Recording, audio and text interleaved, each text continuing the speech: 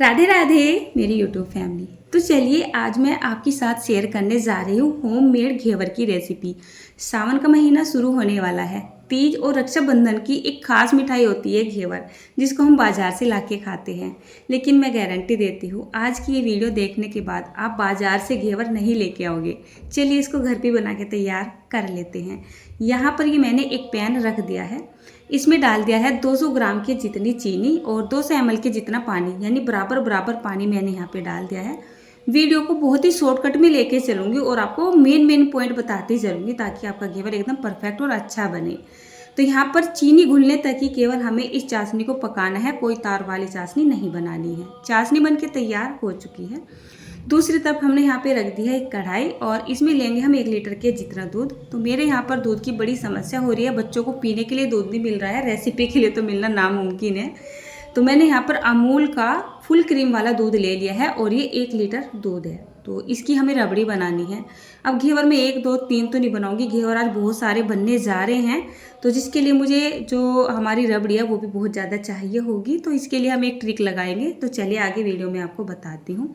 दूध को गर्म होने के लिए जैसे मैंने रख दिया है, उसी में से मैंने 250-300 ml के जितना दूध निकाल लिया है।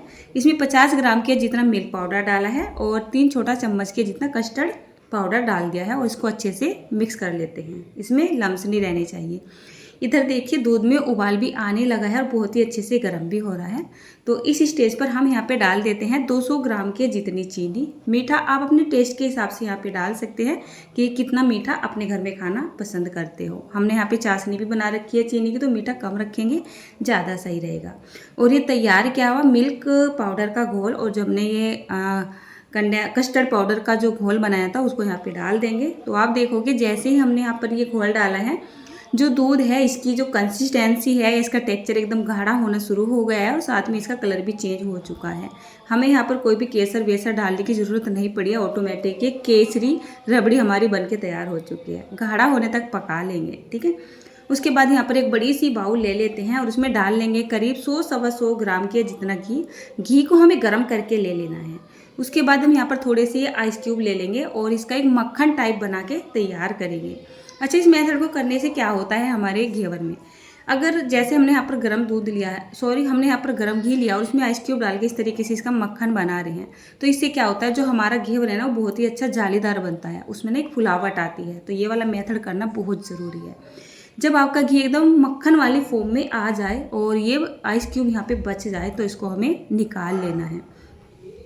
एक परफेक्ट घेवर बनाने के लिए जो मतलब मेन मेथड होता है वो होता है हमारा घोल बनाने का। अगर आपने घोल परफेक्ट तरीके से बना लिया सही तरीके से, तो आपका घेवर अच्छा बनने से कोई नहीं रोक सकता है। मतलब बहुत अच्छी जाली बनेगी, बहुत ही अच्छे से बन के तैयार भी होगा। फिर कम से कम इसको 5 से 6 मिनट के लिए कुछ इस तरीके के टेक्सचर आने तक फिर से फेंट लेना है। जैसे हमने आइस क्यूब निकाल दिए थे उसके बाद भी हमें 4 से 5 मिनट के लिए फेंटना है। अगर नहीं पता चल रहा है कि कैसे फेंटना है, टाइम देख लीजिए, 5 से 6 मिनट का टाइम दीजिए और उसको एकदम क्रीमी टेक्सचर में लेके आइए। देखिए इस तरीके का, तो ये बिल्कुल परफेक्ट तैयार हो चुका है। उसके बाद मैंने यहाँ पर ले ली है ये 750 ग्राम के जितनी मैदा, इसको मैंने छान लिया है, ठीक है। तो हमें क्या करना है, एकदम से सारी मैदा नहीं डालनी है, हमें यहाँ पर ये 3-4 बार में करके डालनी है। मतलब थोड़ी थोड़ी करके इसमें डालते जाएंगे और इसको बहुत ही अच्छे से मिक्स करते जाएंगे। तो देखिए जैसे मैंने यहाँ पे थोड़ी सी डाली, पहले इसको मिक्स कर लेते हैं। जैसे जैसे इसमें मिक्स होती चली जाएगी हम थोड़ी थोड़ी करके यहाँ पे डालते जाएंगे और इसको मिक्स करते जाएंगे। इस तरीके से करने से क्या होता है जो हमारा घोल है ना वो बहुत ही अच्छे तरीके से बनता है। अब हलवाई लोग जो होते हैं उनको तो काफ़ी एक्सपीरियंस होता है। वैसे तो हलवाई लोग भी यही मेथड अपनाते हैं, एकदम से सारी मैदा वगैरह नहीं डालते, थोड़ी थोड़ी डालते हैं।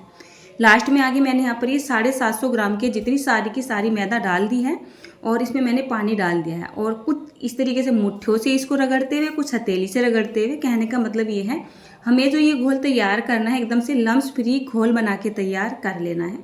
और जैसे कि मेरी ये 750 ग्राम की जितनी मैदा है इसमें कम से कम 1.5 लीटर से लेके 1.25 लीटर तक पानी आपका लग जाएगा, ठीक है ना।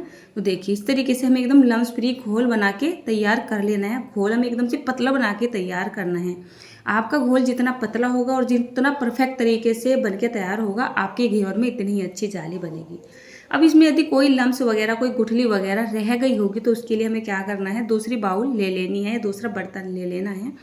कोई भी जो है मोटी जाली वाली छलनी ले लेनी है और इस घोल को छान देना है। अगर इसमें थोड़े बहुत लम्स वगैरह रह भी गए हैं, ज़्यादा घोल बनाते हैं तो साइडों में रह जाते हैं, तो क्या होगा, वो सारे छलनी पे आ जाएंगे और ये हमें बिल्कुल परफेक्ट घोल मिल जाएगा। उसके बाद मैंने यहाँ पर अच्छा सा एक आधा नींबू निचोड़ दिया है, एक नहीं है आधा नींबू निचोड़ दिया है। नींबू निचोड़ने से क्या होगा, जो हमारा घेवर है ना उसमें क्रंचनेस आएगा, मतलब कुरकुरापन सा आएगा, जो कि बहुत ज़्यादा टेस्टी लगता है। तो ये घोल जैसे बन के हमारा तैयार हो चुका है। हमें दूसरे बर्तन में या तो आइस क्यूब ले लेने हैं या फिर एकदम चिल्ड पानी ले लेना है और ये घोल इस पर रख देना है। इसको हमें गर्म नहीं होने देना है, जैसे गर्मियाँ चले ना गर्म हो जाता है, घोल हमारा एकदम ठंडा होना चाहिए। चलिए, यहाँ पर घेवर बनाने की फुल तैयारी हो चुकी है, घोल वगैरह बनके तैयार हो चुका है और बाकी की मैंने तैयारी भी कर दी है। अब ये जो रबड़ी है, ये रबड़ी भी मेरी बनके बिल्कुल तैयार हो चुकी है, मतलब ये ठंडी हो रही है। ठंडा होने के बाद इसका टेक्सचर ऑटोमेटिक ही खूब गाढ़ा हो जाता है। अब ये काम करते करते मुझे कम से कम यहाँ पर 11:30 पौने 12 का टाइम हो चुका है और मैं सोच रही हूँ कि मेरा जल्दी जल्दी काम निमट जाए, क्योंकि मुझे खाना भी बनाना है दोपहर का। तो मेरे हस्बैंड बोले नहीं, घेवर छोटे बनाने हैं, बड़े नहीं बनाने हैं, मतलब बहुत बातें कर लेते हैं, छोटे नहीं बनाने, बड़े नहीं बनाने, इस बर्तन में नहीं बनाने, ये है वो, बहुत सारी बातें बता रही थी। कम से कम मुझे 15 मिनट का टाइम मेरा वेस्ट हो गया था। तो मैंने यहाँ पर इस घेवर को बनाने के लिए ले लिया है अपना केक मोल्ड। तो मेरे पास एक केक मोल्ड है, वो मतलब खुलने बंद करने वाला है, तो इसमें अच्छा घेवर बन जाएगा। पर ये 2-3 साल से पैक हुआ रखा था। सबसे पहले मैंने इसकी ढूंढ मचाई, घर में सारे डब्बे बाल्टी खोल के फेंके हुए हैं, तब जाके मुझे ये मिला। चले कोई बात नहीं। अब ये काम करते करते लगभग में मुझे 12:15 क्या 12:30 ही बज चुकी है और मेरे बच्चे स्कूल से भी आ चुके हैं। दोपहर के खाने की तैयारी कर दी है। तो मैंने सोचा घेवर बनाना कोई मतलब 2-4 मिनट का काम नहीं है, बहुत टाइम लगेगा। तो मैं क्या करूँगी, बीच बीच में जितना मुझे टाइम लगता रहेगा मैं उधर खाना भी बनाती रहूँगी। तो जब भी मुझे कुछ ऐसी रेसिपी मैं बनाती हूँ जिसमें मुझे देर लगती है, तो मैं खासकर आसान सा खाना बना लेती हूँ। आज बनाऊँगी सिंपली दाल चावल। दाल में हम तड़का वगैरह लगाते नहीं हैं, कुकर में मैंने डाल के दाल को रख दी है, उसके झाग वाग डाल के उसमें हल्दी वगैरह डाल के बस कुकर का ढक्कन ही लगा दूँगी। और इधर हमने घेवर बनाने की तैयारी शुरू कर दी है। घेवर बनाने के लिए आपको क्या करना है, मैंने थोड़ा सा घोल में पानी भी डाल लिया था, मतलब कंसिस्टेंसी मुझे पतली गाढ़ी सी लग रही थी, थोड़ा सा मैंने वहाँ पे पानी डाल लिया था। उसके बाद जिस तरीके से हमें ये बैटर डालना है, आप ध्यान दीजिएगा किस तरीके से मैं यहाँ पे डालती जा रही हूँ। तेल का टेम्परेचर एकदम हाई करके रखना है और थोड़ा थोड़ा करके कम से कम 10 इंच की आपकी ऊंचाई होनी चाहिए घोल को डालने के लिए। एकदम नीचे से डालना, ऊपर से डालना है करके, और थोड़ा सेफ्टी से, छींटे भी लग सकते हैं, बहुत तेज से उफान सा आता है इसमें। और जब इसमें झाग आने बंद हो जाए, उसके बाद आपको दोबारा से ये बैटर डालना है, यानी घोल डालना है, तब आपका घेवर बिल्कुल परफेक्ट ही बनेगा। एक घेवर को बनने में कम से कम 10 से 12 मिनट का टाइम लग जाता है। एंड टाइम में जितना आपको मोटा घेवर बनाना है, जितना आप कवर कर सकते हो, आपको इतना घोल यहाँ पे डाल देना है और कम से कम इसको यहाँ तक कलर आने के लिए या फिर 10 से 12 मिनट के लिए अच्छा सा हाई फ्लेम पे पका लेना है। चाकू से मैंने इसकी हल्की सी साइडें छुड़ा दी है और इसमें से घेवर इस तरीके से निकल नहीं रहा था, तो ये मुझे ट्रिक लगानी पड़ी। मैं इसको उठा के ऐसे जाली पे उतारती जा रही थी और नीचे जाके खोल देती थी, क्योंकि कढ़ाई में रखा हुआ था, बहुत ही ज़्यादा गर्म था, हाथ नहीं लगाया जा रहा था। नीचे रखने के बाद आराम से मैं इसको निकाल पा रही थी। तो इस तरीके से देखे यहाँ पर मैं घेवर बना के तैयार कर रही हूँ। तो यहाँ पे मैंने 3 घेवर तो बना के तैयार कर लिए हैं और उधर मुझे खाने की भी जल्दी हो रही है, कुकर में सीटी पे सीटी आती जा रही है और इधर मैं घेवर भी बना रही हूँ। तो यहाँ पर देखिए मतलब ये काम करते करते मुझे इतना ज़्यादा टाइम हो चुका है और आज टाइम मेरा दिमाग भी ना मतलब आउट ऑफ कंट्रोल, ठीक है ना।